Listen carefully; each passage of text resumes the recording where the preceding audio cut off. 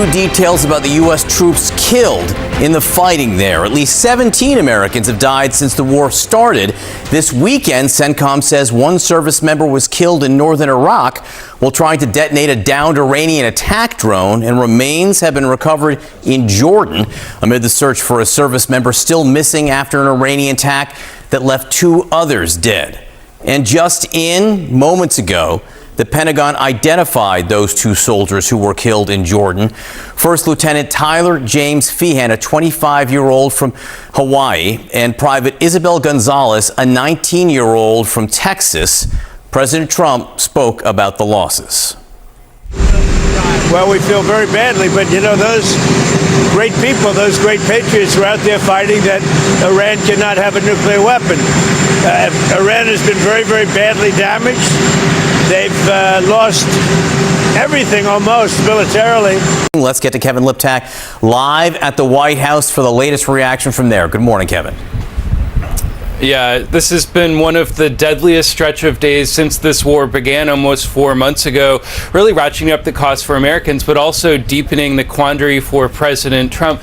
And the death toll does appear likely to rise. CENTCOM saying that it's still working to identify remains that were found at the site of that attack on Jordan. They say that 2 service members had been killed when they came under attack from Iranian missiles and drones. We also understand that there was an additional death in northern Iraq over the weekend when a service member was working at a controlled detonation of unexploded ordnance.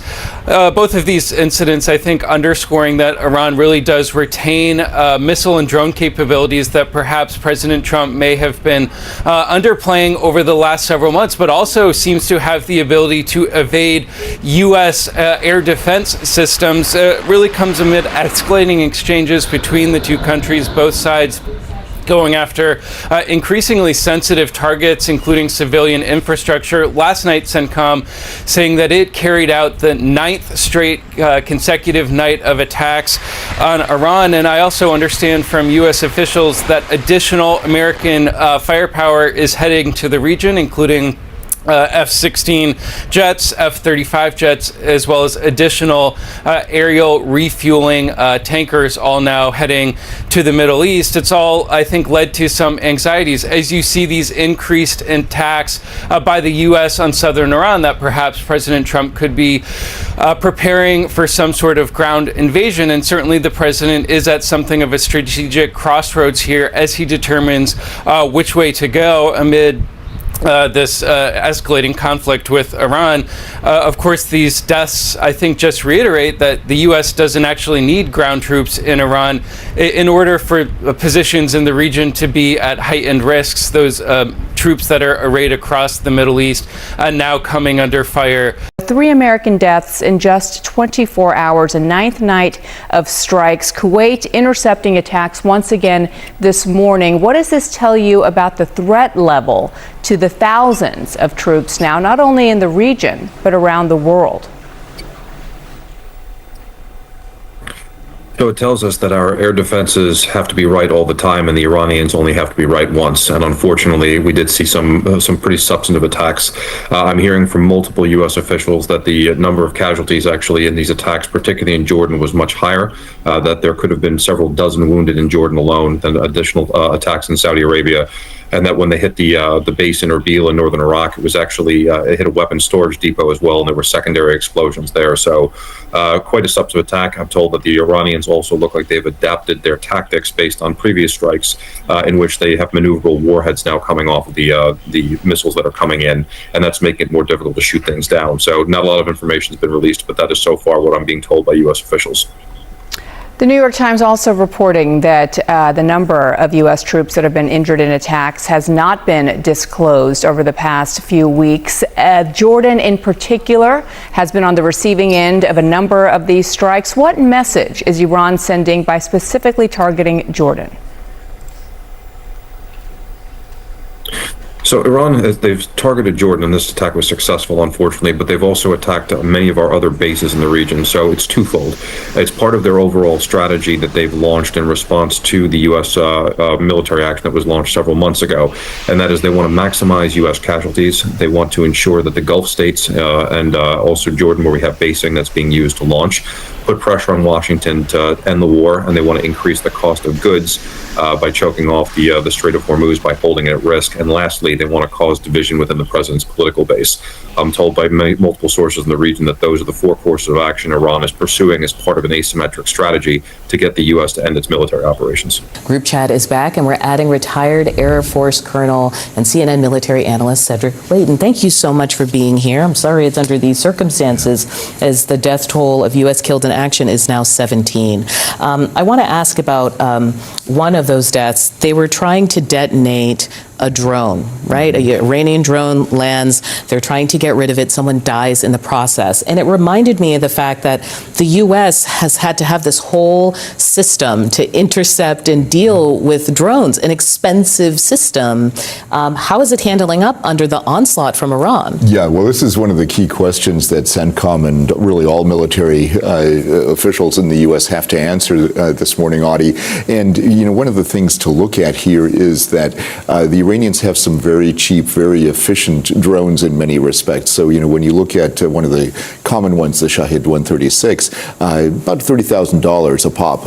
And if it's coupled with explosives, then you've got a whole different set of things to worry about. So when the explosive ordnance disposal technicians look at these weapon systems, they have to go in and they try to defuse them. Basically, they're defusing bombs when they do this. And we know that many of the drones that the Iranians have fuses that go off after the bomb or after the drone impacts a particular area. So after it impacts, then it goes off again? It can. Is this a sense, is this adaptation? Are we seeing an Iran that has not been obliterated militarily, but has found ways to adapt? Well, they've definitely found ways to adapt, and sometimes there are malfunctions of their equipment as well. So in this case, we're probably talking about a malfunction.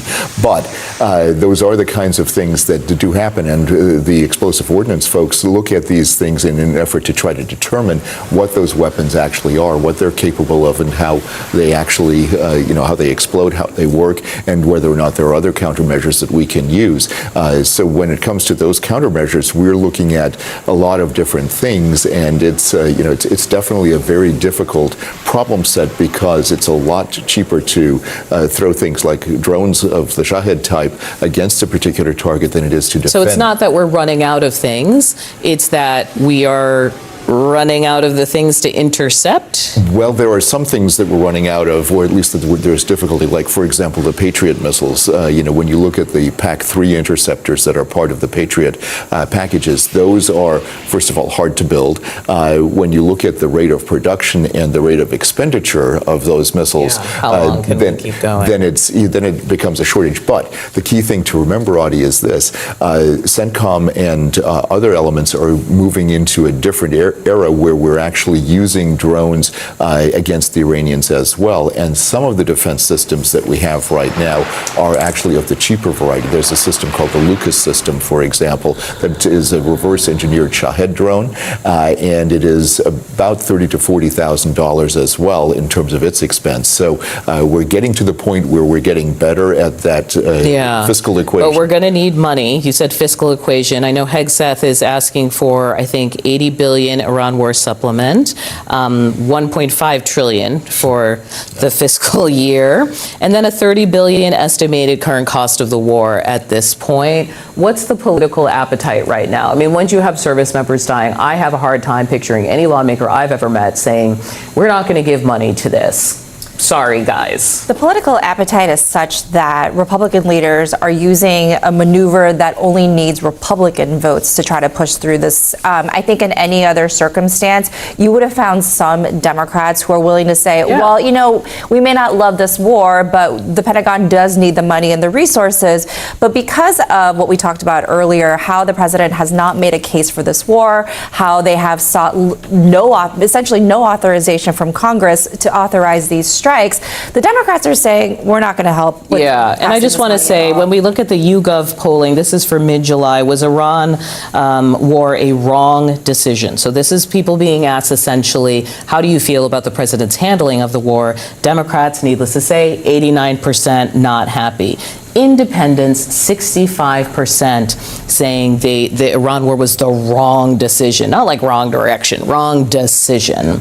And non-MAGA Republicans, 51%. Now, I know you're not political, but I feel like every military man who came of age post-Vietnam is now aware of how much the public sentiment matters. The forever war generation, how much the public sentiment matters. I don't want to overestimate casualties when there are going to be casualties in war. But how do you see it, given that people don't think he made the right call going? Yeah, well, one of the things that's different about the Vietnam era and what we're dealing with right now is that there is genuine support for the military itself.